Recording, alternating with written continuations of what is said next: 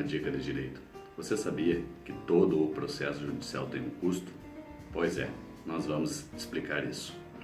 Quando se ingressa com um processo judicial, tem que ser pagas as custas iniciais, que não se confundem em nada com os honorários do advogado, pois essas custas iniciais elas são pagas para o Poder Judiciário dar andamento inicial para o processo, para poder pagar os custos do Poder Judiciário. Além disso, quando essas custas são pagas, qualquer ato do processo durante o processo, uma citação por oficial de justiça, um recurso, tem de pagar as custas do processo. Então, qualquer ato que tiver um custo dentro do processo, ele deverá ser paga uma guia de custas, né? Além disso, tem casos também que as pessoas não têm condições de fazer esse pagamento, né? Então, a gente pede a gratuidade judiciária, ou a popularmente conhecida como AJG.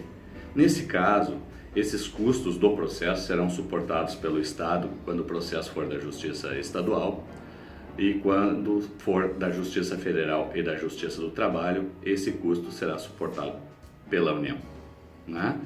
E ao final do processo, há também as custas finais e honorários sucumbenciais, ou chamado o ônus da sucumbência. Aí sim, essas custas, esses honorários são pagos por aquele que perder o processo e que terá de pagar, de reembolsar aquele que entrou com o processo e ganhou, aquele que suportou as custas anteriormente. No caso da parte que tenha AJG, esse ônus da sucumbência não poderá ser exigido, né? E além disso, os honorários sucumbenciais suportados pela parte perdedora e que é pago ao advogado da parte vencedora não pode se confundir de maneira alguma com os honorários contratuais, porque os honorários sucumbenciais são arbitrados pelo juiz e não saem da parte do cliente vencedor, ou também chamada de principal. Não, os honorários sucumbenciais seriam uma espécie de multa, uma multa além daquele resultado direto do processo. Ou seja, a parte que perdeu vai ter que pagar a outra parte aquilo que deve e mais os honorários sucumbenciais para o advogado da parte vencedora. Por isso que, fazendo uma analogia, seria uma espécie de multa.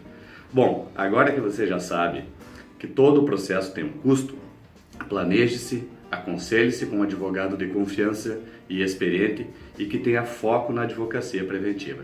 Daqui a 2 semanas retornaremos com mais um Dica de Direito.